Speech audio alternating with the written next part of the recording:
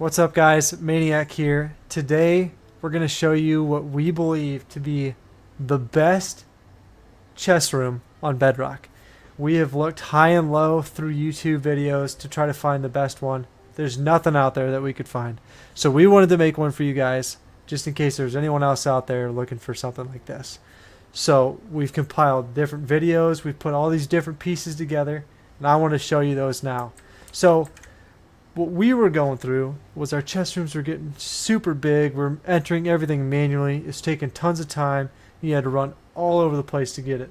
What we've done is we've compacted the design, and you enter all your items into one chest here, and it sorts everything. So we've got different levels. This is level 1. We have a level below this, but this is the farthest you have to run, basically, and up and down stairs at most.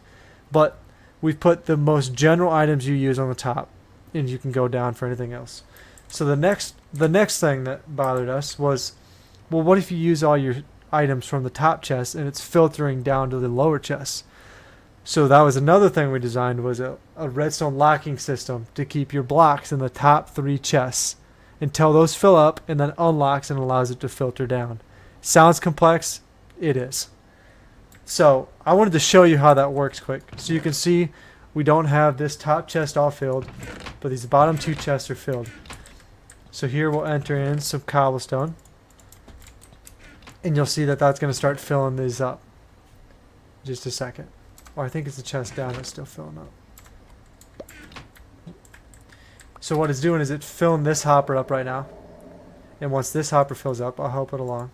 Once that hopper fills up, it's going to start filling this top chest. There you see it start filling up. So once this reaches a certain fullness, this is going to unlock and allow these blocks to start filtering down again. So this way you can keep all the items on this top chest, so you don't have to run all over to get to them. I show you the back redstone area real quick. So if it looks like a lot, trust me, it is. It takes a while, but we're going to walk you through it step by step so that you can understand it and everyone else can have a good chest room like us. Alright guys, we're on the flat world now, and I'm just going to walk you through this step by step instead of just building it. This way you can see it there already, and I'll explain to you how everything works. If you guys want to see a mock-up version of it so that you can build, so you don't have to try to figure all this out, just leave a comment and we'll do it happily. But this way, if you want to understand what you're building so that you can use these systems on other things, that's what I want to show you. So to start, this is our starter chest that you saw at the beginning, and this is you got a hopper underneath of that. That's going to pull your items out. So comparators, that's going to observe when there's an item coming through the chest, and that sends a signal out. This repeater is going to send a signal strength of 15, which is the highest you can do for redstone, and that sends it through the block to the redstone torch. When it does that, it's going to shut the torch off and get rid of this signal to this repeater, which obviously repeats the signal of 15, to this torch here, which then is going to turn on, and then that it creates what we call a pulse. Let me just show you real quick. This is what sends each item that you hear to click when you're watching each item get sorted. Every time it pulses, that's one item getting pulled from the chest. So real quickly, I've got this hopper set up to take, I had it set up to take quartz. Let me set it up to take quartz quick. I'll walk you through this in a second. Let me just set it up. Okay. So that's going to take quartz now. So if I put any kind of quartz in here, you can see this pulse. Each time it clicks, that's one item going through. I've got this repeater here just to increase the strength, because these droppers need a strength of 15 to work. So here, this whole system here is just to power these droppers, not observers, droppers. And those are faced up. Let's see if I can get a view. Those are faced up. And you can use however many you want, but we've got 5 here. Okay? So, and then that flows into the hopper, and you make sure that you face the hoppers this way so that it pulls the items from each hopper. So that should have gone in here. I'll check. Yep, we got quartz down there. All right, on to the next system. And if you guys need any more breakdown of this, just let us know. We can make a separate video for the pulse to really break that down, and then we'll have even a separate video if you want for this. So this hopper, I'm going to take this slow because this is probably one of the most complex parts of this. You're going to want to fill this hopper, the one that comes down directly from your system of hoppers that pull your items to all your different hoppers. This is going to be filled with 22 blocks exactly, just like this. 18 on the left and 1 in either of the 4 slots on the right side. This comparator, just like over there, is going to observe when this hopper has items in it, which it does. So it takes, when your hopper is completely full, you would have a strength of 15 that this would observe. But because you only have 22, the strength is like 1, which you can see this 1 is powered up. This one's not. So when you get more than 22 blocks in this hopper, you're going to have a strength of 2. Okay?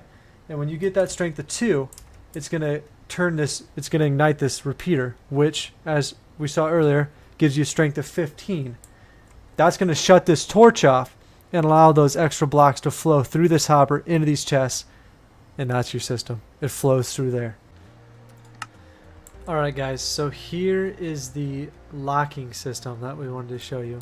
We figured we'd show you exactly how this works so you know kind of our favorite part about the chest room. So, you can see that there's power going to this bottom hopper here, and that's preventing any more materials from going down.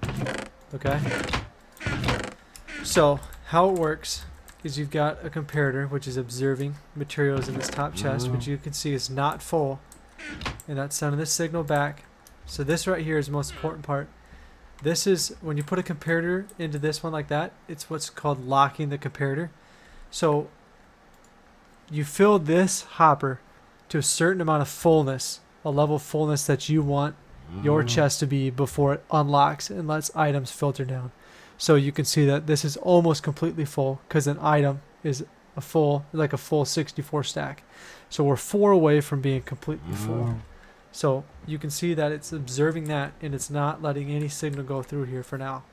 And you got the redstone torch here sending signal into there. So when you fill this to that level of fullness, which equals, so that's completely full now, you can see that this signal is shut off. And when you send redstone to hopper, it locks that hopper. So that hopper's unlocked now. You can see that it's filtering down through here now. So when you have items going through these hoppers, which you can see one at a time, going in and out, and it's not stopping at this top one. It's going straight through to the bottom one, which that's full now. And then it's going to fill that hopper up behind it, so on and so forth, and then it's going to keep going up. So let's say that you end up getting these bottom ones full, which would take a second, so I'm not going to do it. But that's going to lock back up, basically. And it's going to send that redstone signal back to those bottom hoppers and not let anything else flow down. So basically, it just allows you to keep those top chests with items inside of them so you don't have to run down in your system. So, thanks for watching, guys. And that's the locking system.